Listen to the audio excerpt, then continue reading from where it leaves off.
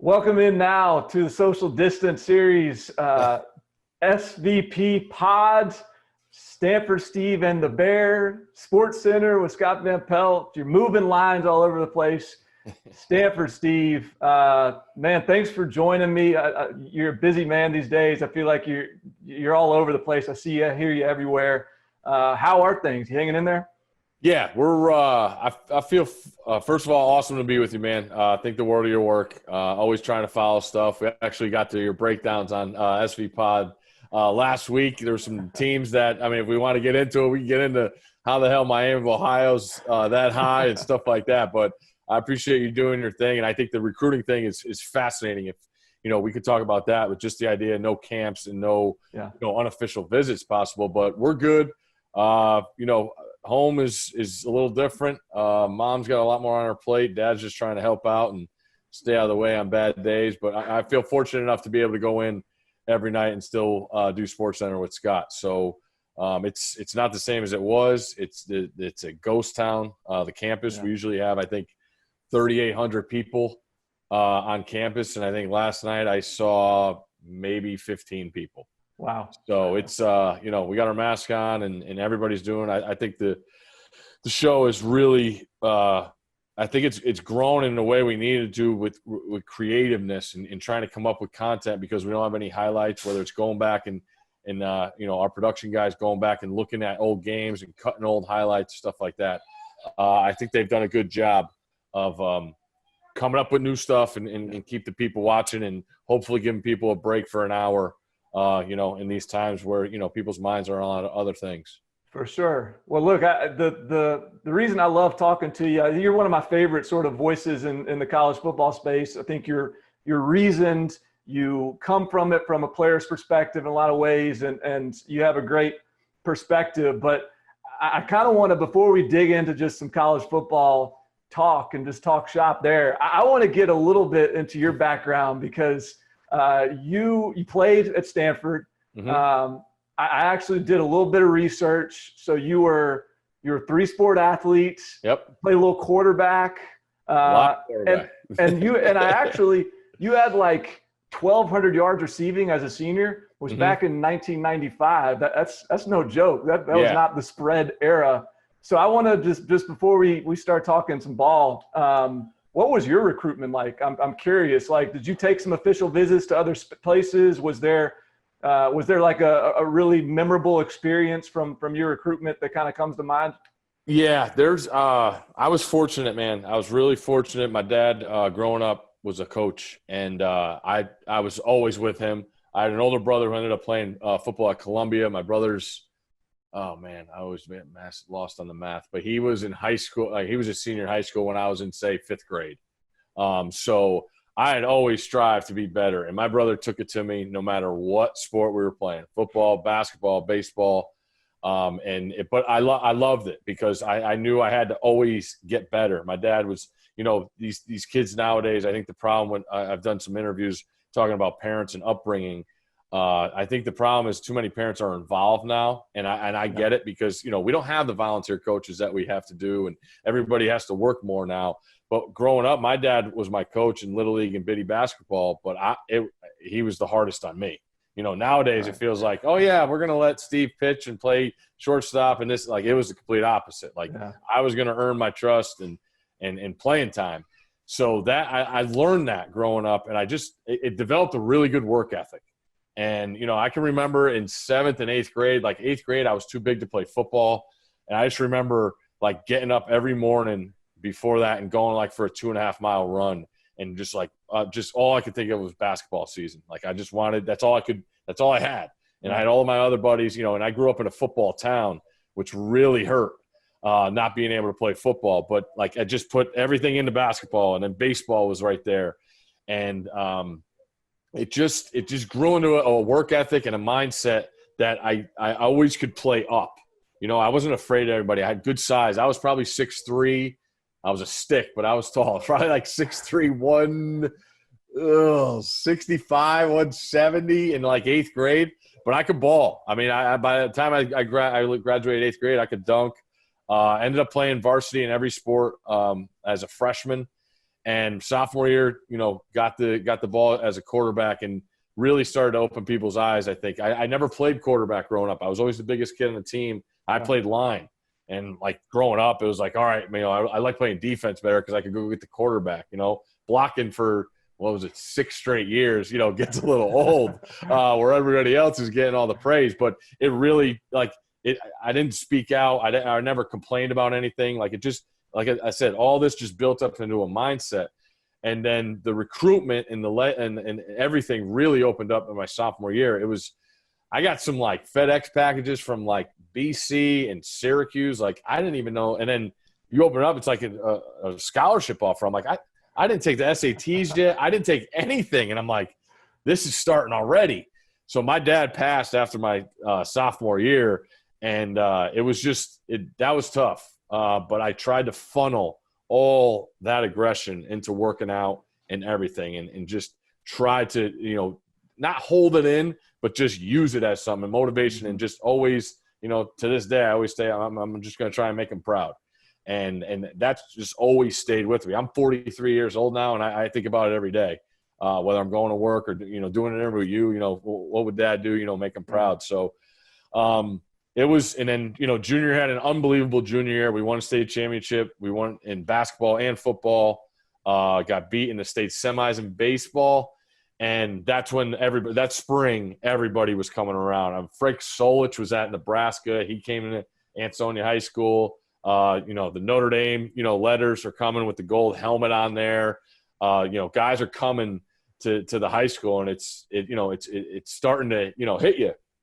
And then, that I think it back in the day, it was like August 15th was the first day they could call you. Right. Yeah. And I remember I was working for my uncle's oxygen company, delivering oxygen, and my mom was home, and she had one of the big yellow tablets. And I swear, like, I left. Actually, Tim Brewster at North Carolina, and who was the other one? He's going to kill me if I forget. They called me before I left for work at like 8 a.m. And then I was like, this is going to be nuts. And I remember I popped in my head at home for lunch, and my mom, there's already like 36 schools that called. And then by the time I get home at like 5 o'clock, I was on the phone the whole rest of the night. I think it ended up like 56 schools or something called that day.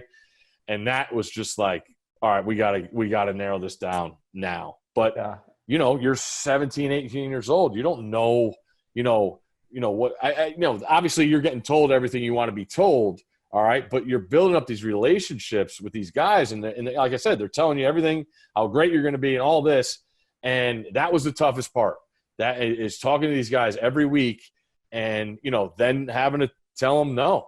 Right. And it's just a tough spot for a 17, 18-year-old kid. It really is, because these guys, it's way more pressure now. With coaches, the tenures they have are way tighter, and success is that much more needed. So, there were some guys that got really sour, man, really bitter. And looking back on it now, I get it. It's just like, why are you leading me on, where I could be off, go talking to somebody else. So that was really tough. I had a list. I ended up taking a bunch of, I went to Notre Dame camp.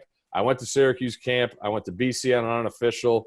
And then my junior year summer, like, I drove down with my brother to like Duke, North Carolina, Wake Forest, NC State. Right. I was a Duke basketball fan, so I was in on Duke, and then North Carolina really opened me up, man. Like, that place it's still one of my favorite campuses in the world. So was Tim Brewster your recruiter at North Carolina? Oh yeah. That's a big game hunter right there now. Bro, I'll never forget. Coach Brew came. We were playing the state championship my senior year, and it snowed like a couple days before. And we're at the field house, and we got a field house set up, and we walk out for, it's a day before the game walkthrough, snow on the ground. Coach Brew got his mink on. He had like a big old fur coat. I'm like, this doesn't translate, man. So you, man, we're in an inner city school, and he's out there flossing the mink coat. And Coach Brew was great, man. But it ended up being, I always wanted, after my dad passed, I wanted to go away to school. I wanted to play the best, the highest level. I thought I could play the best, highest level of college football there was, and Stanford with education. And, I always had a little birdie in the back of my head. My birthday is January 1st. And growing up, I watched the Rose Bowl every year. And I I wanted a shot at trying to play a game on my birthday. You know, that was just a little thing. But going out to Stanford, actually, you know, met Tiger Woods on my visit, which was just mind-blowing. You know, I was actually, you know, they put me at like the head table, and he was the guest speaker at the recruiting weekend. And I remember him being a little late, and he sits down like, you know, proper as he could be. And he's like, sorry, I'm late. You know, my roommates, I was just watching them. They just finished building a computer. And I'm like, oh, man. I'm like, I don't know if this is going to be the spot for me if dudes are 20 years old building computers, man. I don't even have an email address, you know. But you name them, Bart. You name them, they came calling. Notre Dame, UCLA, Michigan, all of them. Florida, Spurrier at the end. If you want to get into that was a great story. Yeah, it was. I was really fortunate, and I went through the process. But I felt good, and I still look back that I don't regret anything about going to Stanford. So you played at Stanford in the Ty Willingham, which was Willingham who recruited you as well? Yeah. Yep. So that was not one of the down sort of eras of Stanford football. You guys had a few pretty good football teams, and I'm curious. I just like this question because it's just fun. But I'm just curious, when you think back to your time at Stanford, if there was a guy you played against, shared the field with, that was kind of eye-opening, eye-popping in terms of like, just resonated with you as being that good, that special, that unique from a talent perspective. Well, there's a lot, and it's just like high school going to college, and everybody has their guy that they played against that just didn't make it. Yeah. This one's a sad one, but Darrell Russell at USC, who tragically passed away with the Raiders, he like pregame warm-ups, being on the field with him and looking over at him. I mean, USC comes in with the white jerseys and the gold pant, like they're looking proper. I mean, and he is just filled out like jersey up, just tucked underneath and just walking around doing whatever he wanted. And like the size of his legs and ass and thighs, like I was just like, this dude is not supposed to be playing out on, moving out on a 5 technique. There's no way that this dude is that big. But being a true freshman and going to Cal and playing against Cal with Pat Barnes and Tony Gonzalez and Mariucci was the coach, watching Gonzalez run, I was like, this dude is And, we were more of a tight end run game school at Stanford. So, everybody was always taking their shot like, oh, he's not going to be able to play in the league because he can't block. He can't block. And then the first year, I think he's called like 60, 80-something passes in the league. And I'm like, maybe he doesn't have to block. I think he's going to be all right. But just see his calves, I couldn't believe the size of his calves and just how athletic he was. And then right after that, as the year, he went and played basketball too. But Tony Gonzalez just running seam routes, like, splitting the cover too. I was just like, holy, like just eating up ground and going up and getting the ball, like just – you could tell because he was still a little bit raw then. Yeah. And just, you just knew like with proper, route running that he was going to be incredible. So that was a guy that he sticks out. Chris McAllister is also another guy, corner that played for the Ravens for a bunch at Arizona. Mm-hmm. We had Troy Walters, who's the best teammate I ever had, who's actually coaching with the Cincinnati Bengals now. He's a receivers coach. Never saw anybody hawk Troy except one guy, and that was Chris McAllister. And Troy had a couple yards on him too. So stuff like that when you're on the field, that doesn't. But that's a good list. I need to write that list out actually. Now that you say it, because one other thing I do want to get to is my visit to North Carolina was right before their bowl game, and if you go back, look at the 1995. North Carolina roster and look at the dogs that they got. Like I'm watching one-on-ones and there's all these first round. Ebenezer Ekubon, who played for the Cowboys, DN, he was still a tight end. Jones was the starting tight end for Carolina. He played for the Chargers for a bunch of years. He's like 6'6", 270.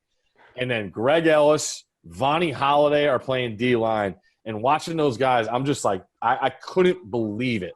That I was like, I'm going to be on this team next year. Like this, I got some serious work to do. And old Mad Dog, that went to Texas with Mac. Uh-huh. He was a strength coach. Like I remember coming in, like he made me eat like 7 eggs for breakfast. I'm like, if this is what it's going to take to get on the field with those guys, I'll do it. But I just couldn't believe the size. Go back and look at that roster. Like, they smoked everybody. They just couldn't beat Florida State. And then you look at the Florida State roster, that's something to be said too.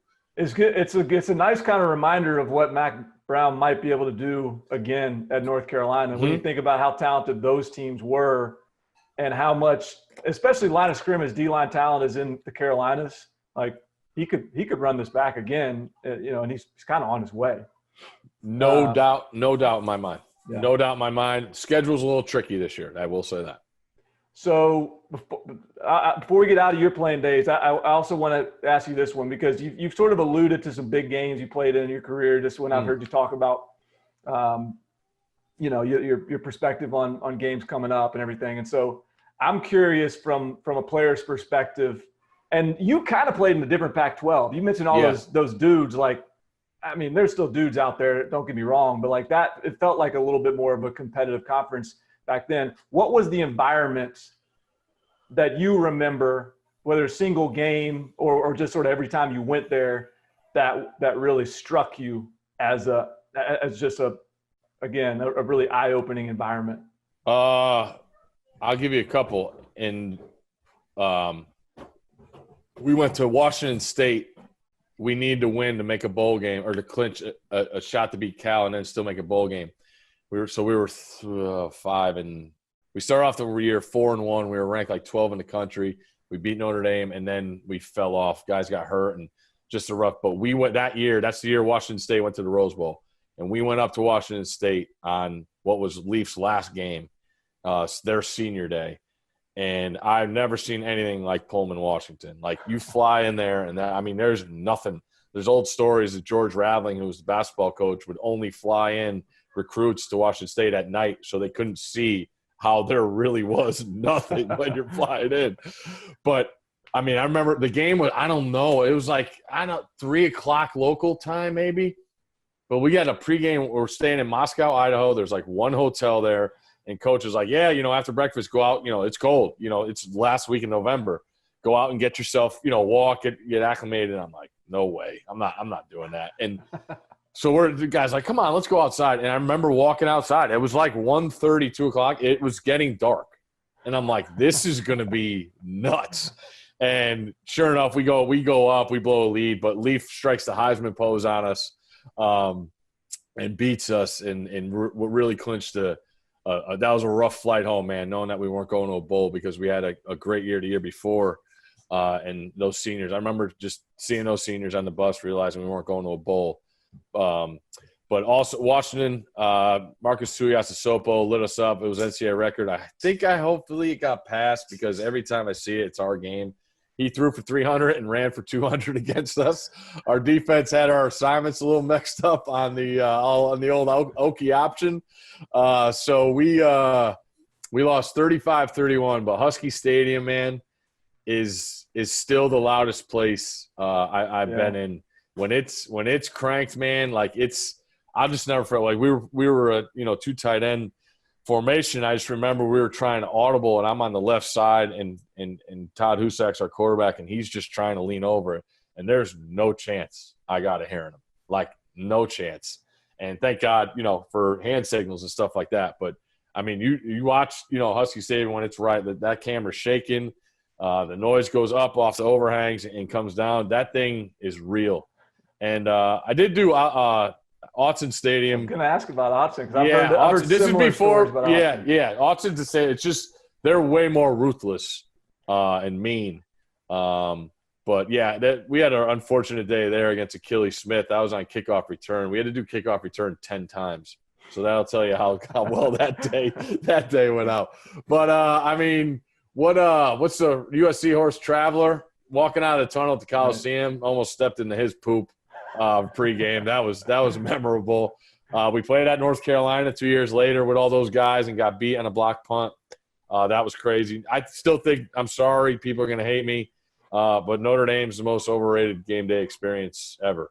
And that was before they had the field turf, when it was just like that pregame walkthrough was like, this is their field, like this is the grass. It's just a glorified high school game. Like I don't know. I went there I tried. I went to camp there. That's a rivalry. Yeah. Yeah. It's totally different, man. I didn't feel it. I just didn't feel it. And I get that, I'm not supposed to be saying that from a Catholic upbringing in the Northeast. Those are against the words. But a Husky Stadium is sure. And I, with work too, I've been to a bunch of the SEC schools. Well, so all right, so you are one of the more qualified people to answer this question that you're going to find anywhere. So then, what's the number one seed for just environments anywhere? Just is it? I know you guys, you think highly of Bama, LSU. What's the one seed? LSU, Baton Rouge, Saturday night. Yep. Yeah. It's because it's everything, man. It's getting in on Thursday night. It's going to Rufino's and getting the best meal that you've ever had. It's Friday, being around campus, checking out the facility, going to see those guys over there. Seeing the tailgate part, the RVs pull in, it's just nothing like it. And then Saturday is just, you talk about your running shoes for a marathon, you get those good shoes on that you can last all day with, because you can't walk anywhere without somebody offering you some gumbo, some jambalaya, whatever, all that good Creole, and they don't mess with the beers on there. They drink the brown stuff, So you got to be careful down there. But I will also say one of the other best atmospheres I've ever been to was Saturday night at Camp Randall in Wisconsin. Terrell Pryor, J.J. Watt beat him.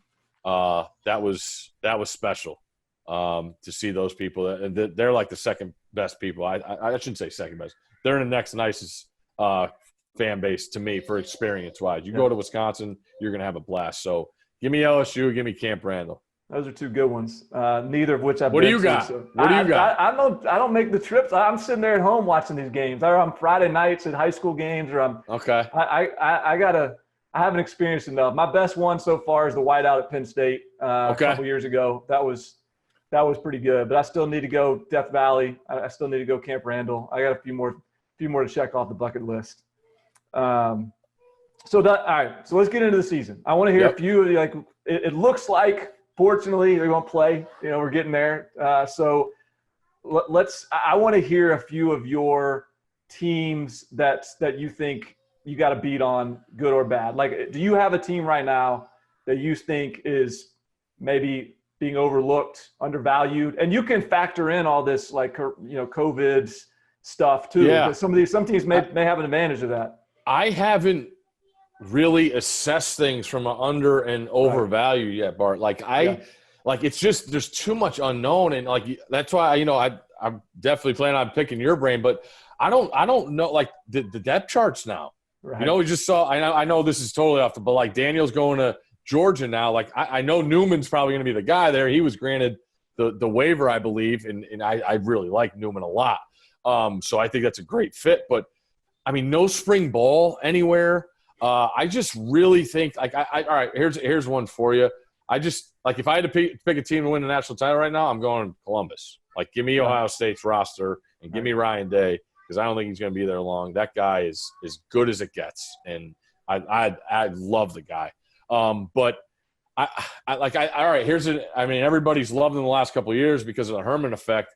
But Texas with Ellinger back and a full stock, they just got the kid from Connecticut that was at Michigan, the receiver. Tariq Black. Yeah, I think that is a huge home run. Yeah, I watched Tariq play here in Connecticut. He can go. Yeah. I just feel like the system and the dynamic at Michigan, I think is something that it's attainable, but I just think some guys aren't cut out for it. Talking to people that were at Stanford with Harbaugh and talking to people that are at Michigan and Harbaugh.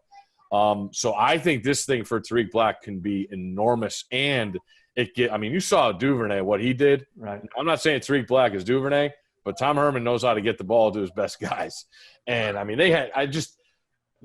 don't think the excuses are there anymore for the recruiting. They had a lot of holes in that roster, but I think he shored them up recruiting wise. So Texas with Ellinger back, who has all that experience, is a team I would have more trust in than these other teams because I don't know the quarterback situation. Right. We know you got to have the guy nowadays, and it's just that in the Big 12, I feel like Oklahoma's got to come back a little now. I mean, I said it last year. I wasn't a believer, and I'm still bummed. I shouldn't say bummed, but like they exceeded me making the playoff last year, but they deserved it, and I just didn't think they had the goods to do it again. So I think Lincoln's the best play caller there is, but I just feel like they got to come back to earth a little bit. So I would say Texas is a team that was take a step forward.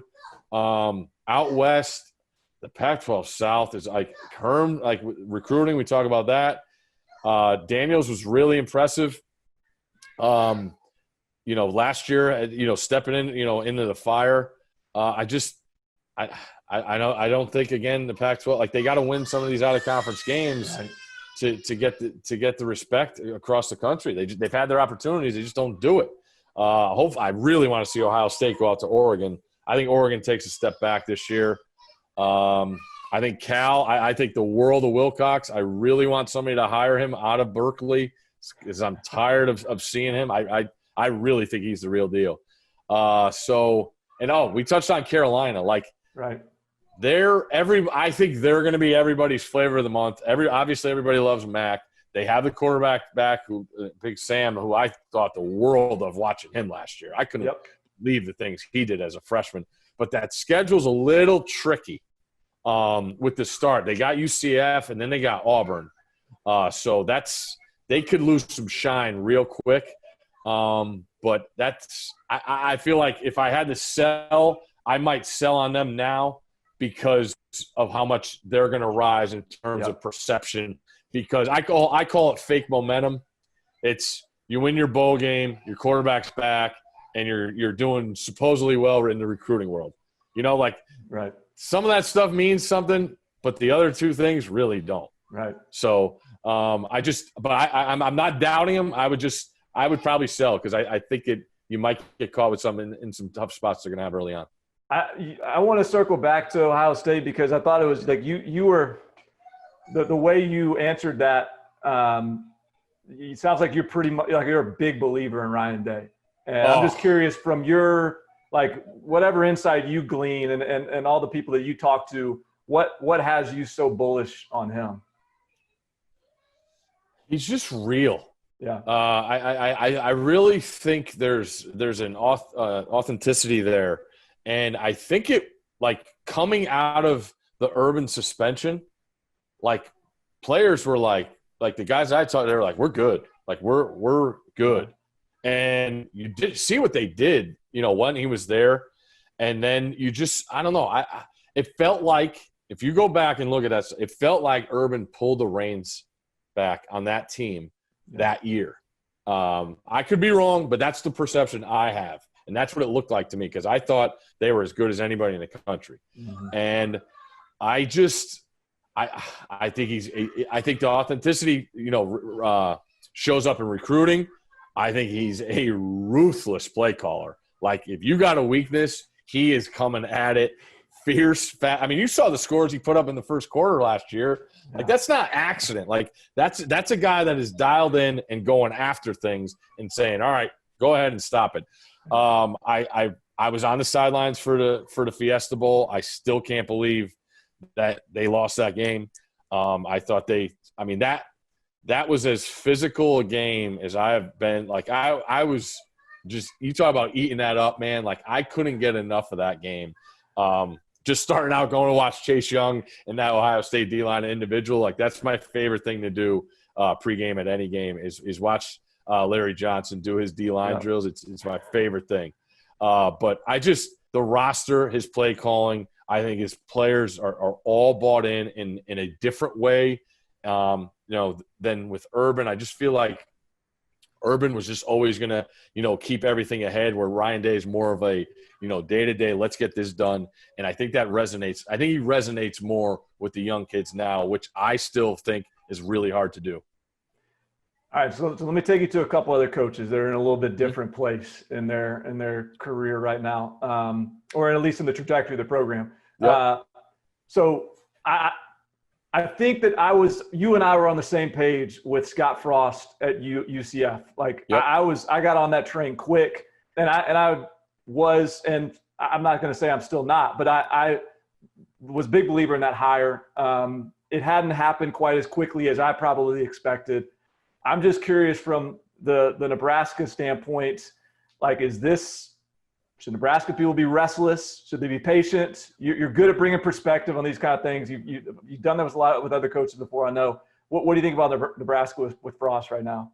Well, I've tried to tell, like, before Coach O won last year, what do we have? 4 guys in the sport. With Mac coming back, we had 4 guys in the sport that have won a national title, okay? That's 4 guys in how many ever schools we have. It's not that easy, man. Like, it's not going to happen overnight. It just doesn't do it. And the fan base thing just drives me crazy because you still can have good years and not win a national championship, man. You know, like, Michigan people won't ever hear it, but, like, where they were, like, I was at the Michigan-Wisconsin game last year, and I was like, this is not good, man. and then they built. They ripped everything down, and Gaddis, changed his ways. Good for him. I thought he was a great hire for Harbaugh to do. And, like, they still, played on New Year's Day, like they made progress from where they were. They smoked Notre Dame, which is always everybody wants to do that. Like, there was things in there that were good. I know the end result wasn't, because all they want to do is beat Ohio State. But I think Nebraska, like, they were really dependent, like the roster, the roster, like they had was they were lucky to get Martinez at quarterback, and that's all they had. That's all they had. So they were totally dependent on him. And then he goes down. You're not going to win a game in the Big Ten with what they had at quarterback behind him. I'm sorry. I don't care who you are. And that's what really, honestly, at the beginning of the year, that's why I didn't pick Ohio State to win the national championship last year, because I saw the other 2 kids behind. When Fields came in, they left. And I'm like, if he goes down, they got nothing. Right. And, he just lit the world on fire. But I don't think so. I think Frost knows how to build a base. He's got to get depth up front. They're really thin, and I think they still are a little bit thin on what he wants to do as far as, run game and the D line. The number of D linemen you need to play in the Big Ten is more than what it used to be. Let's just say that. So I don't think they should be worried. I think he knows what makes it successful there, but we got to give these guys time, man. And I don't think they get enough time, and it really, really bothers me when everybody just jumps down their throats. Like, they were doing what they could to try and win games, and they won as many as they possibly could. Like, they're not out there trying to lose, all right? They're not, no matter what these people say leaving the stadium after a loss, like, your team's trying to win. And I just hope that people could go a little bit slower with their expectations. But we know that in the world now they won't. Are you interested in talking UCLA fans off a similar cliff? No doubt. The Chip Kelly thing has been a slow starter. Do you think that there's some bamboo growing in Westwood? Is there a chance that this turns for UCLA as well? Well, here's the thing. And, you go back to the Oregon thing, and Chip never wowed anybody with the recruiting rankings. Never, they did it with the system and all that. And I think it's another thing. It's taken another step of guys buying in. And that roster, like, you go back and look at the 4 stars that supposedly Morrow was doing well when he got, none of them saw the field. Like, none of those guys played at UC. I'm like, where's the 4-star deal? I forgot the kid's name, but they had like 3 years in a row. They were O-line or D-line. They never played. Yeah. So Chip's as good as there is at weaning everything out and getting to what he needs. And I think, it's not going to go as fast as people want. I think the other thing that helps a little bit is that USC hasn't taken that jump. I think they're in a good spot. I like the quarterback. I like the personnel he's assembled for his thing. People always think he's just going to come out and run that spread that he had with the Anthony Thomas and Mariota. That was incredible. But it takes time, and I think, like I said, he's not going to do things to wow you recruiting wise. So they're never going to get any of the headlines in the offseason. But I think that's another team. I think they got better as the year went, and as when you're that bare bones and in the program before you struck out with that many recruits, You can't say that when you're taking over that job. You can't say it. Yeah. But you know what you're up against, and I think that's a perfect example. Is he's like, holy shit, like we got nothing here. And he started DTR last year or two. What is he? Is this his second year? This will be His year third 3. year. Yeah. Yeah. This will be his third year. I mean, and then I go back, like he threw a pick. It was basically a pick six. That first drive of the season at Cincinnati. Yeah. If they score, like look at what people think of Cincinnati right now. Look at them in the recruiting. You know that. Like that could be UCLA. Like that's a huge win on his belt if they just take care of things. Like they were in that game the whole time. They just shot themselves in the foot. So no, I'm listen, if you got problems with your program, hold on a second. I can't stand the way these fan bases are getting. All right. You've been awesome. I've taken a ton of your time. So all right, last question. I'm curious, as we prepare for the season and like guys are going to start to hit campus and you hear, we need the 6-week lead up before the preseason and then for the guys to be ready. And, people haven't been having their training table in the spring, working out on their own. Like, are you of the belief that we are in for some bonkers season where there's all this variance because none of these guys trained and there's going to be all these injuries? Or is this going to be a lot more, assuming with the schedule and they play on time and they get the games in, assuming all that's standard, are you of the opinion that the product is going to be different significantly or that the lead up is going to be a big prohibitive in terms of like how we see this season? No, I don't. When you say the product being different significantly, I don't. I think these coaches I don't think they get enough credit for what they do and how they do things because I think they're all factored in, they haven't been affected. I was actually listening to an interview with Pete Carroll last week, and he said, if we can't get everything, I'm not saying everybody in the facility, but like if guys can't be full go and working out and coaches can't be in the office this week, which was the week after Memorial Day, then he would feel like for the first time they've been behind.